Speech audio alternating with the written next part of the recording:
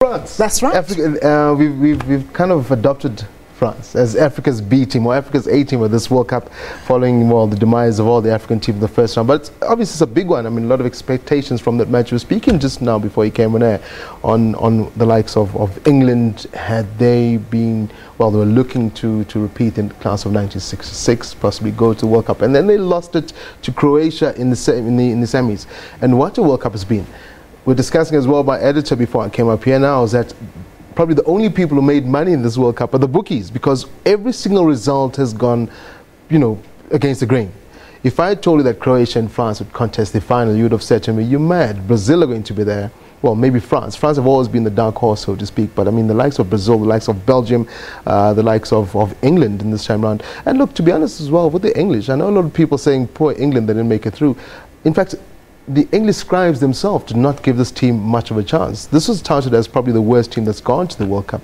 But I'm not complaining. I think this World Cup finals is one for well, it's a nice one, actually. Do you think the best teams got to the final? As it is, without a doubt. I mean, Croatia have grafted very hard, and it doesn't hurt that their president is quite the hottie, but that's not the point. Croatia's played very well. France, they've also put in the hard work. They've got the results when it mattered. I mean, you don't have to win 6-0 or 5-1 or what big results. Just need to score the victories that count, and that's all that matters. Basically, there's one match left now, and as far as World Cup's concerned, okay, 2 matches if you count the 3rd and 4th place playoff. But what is the point of that? I mean, it's like rubbing it in their faces. Hey man, somebody has to have a bronze. It must be 1, 2, 3. But then the question is, if you finish 4th, you will obviously be very ticked at this one. But there's still plenty to look out for. And the weekend's going to be quite a huge one. So, I mean, expected a great final as far as that's concerned. And then, of course, in the tennis world, Kevin Anderson, he did his thing. He shocked us and beat Roger Federer. What's happening with that? Wimbledon. Again, Africa versus Africa. I mean, when you don't have a teammate there, when you don't have a player, you're going to take one.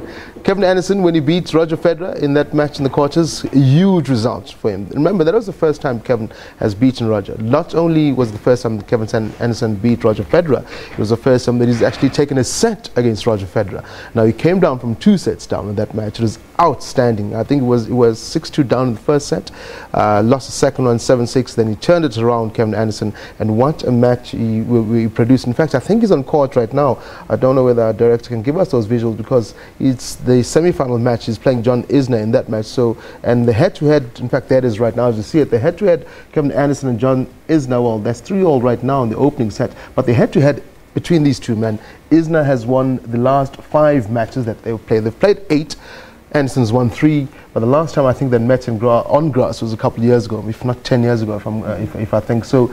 It looks like Kevin is a bit confident, and especially coming after that victory against Roger. Kevin is used to playing the long rallies, so I think if this goes any longer, John Isner, in fact, people should have learned again in the Roger Federer match, the sooner you bump Kevin out, the better for you. So if Kevin can take this to another 5 sets, I know it's tiresome. He's played 5 sets, I think, throughout Wimbledon so far.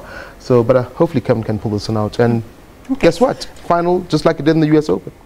Serena Williams, she's amazing. I mean, she's in the final? Yeah, she's in the final. She's 25th seed, and she's just recently had a baby, and she's in the final. Come on, I think Serena, if you keep on telling Serena, well done because you just had a baby, she'll tell you to buzz off. She's a sportsman, so good luck to her. I mean, it's good for her that she made it to the final. I know a lot of skepticism of her not making the finals, in particular coming back from having a baby.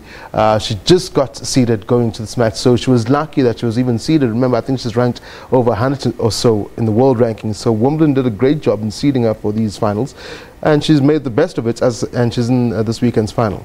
Yeah? And then lastly, of course, cricket. The guys are in Sri Lanka. It was not the best of starts from our cricketers this morning. Woeful. Opening 2 days, South Africa looked like they had the beating of Sri Lanka. Well, they hadn't. They had their backs to the wall for quite some time. South Africa, I think, they bowled them out for just over 280 odd or 300 odd runs. This morning, I wake up. Cricket obviously starts early in Sri Lanka, and South Africa bundled out, I think, 161 runs short or so of the Sri Lankan first innings total. Still 2 days played, so there's still plenty to look out for this weekend. But before I go, just news coming in for our Kaizer Chiefs fans. I know that a lot of them have been watching. Kaizer Chiefs have finally unveiled their new coach. It was the talk of the town. It was, well, we thought, most of us on the sports desk, there was, not much of a secret. But let's take a quick look at the announcement. This was obviously the coach, or the chairman of Kaizer Chiefs, Kaizer Mutang himself, and the new coach. They posted this a short while ago.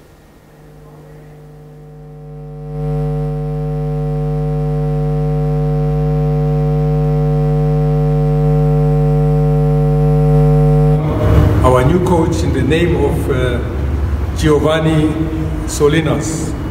Welcome, coach. Thank you very much. To the Kaizer Chiefs family. Thank you very much. It's an honor. It's a privilege. I'm a Cozy for life.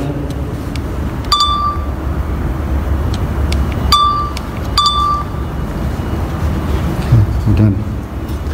Giovanni Solinas, former Free State Stars coach, is the new head coach at Amakosi for life. Amakosi for lunch is what will hopefully will not be the case with the new head coach, as Kaizer Chiefs will be looking for those results. Not a bad season. Not bad. And on Last season they had. On that positive note, we're going to take it out. Yeah. Thanks very much, Thabiso. That was Thabiso Sithole, our sports reporter, giving us what we can expect for the weekend on the sports scene.